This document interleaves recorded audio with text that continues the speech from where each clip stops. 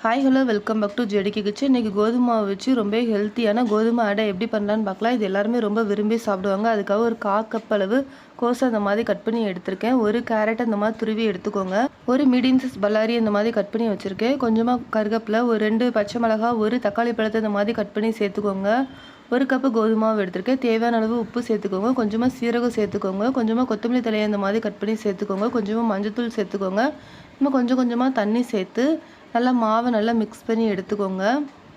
அந்த அளவுக்கு இந்த கன்சிஸ்டன்சி வர அளவுக்கு நல்லா மிக்ஸ் பண்ணி எடுத்துக்கிட்டு ஒரு தோசைக்கல்லில் கொஞ்சமாக எண்ணெய் ஊற்றிட்டு இந்த மாதிரி மாவு ஒரு கரண்டி மாவு எடுத்து ஊற்றிக்கோங்க.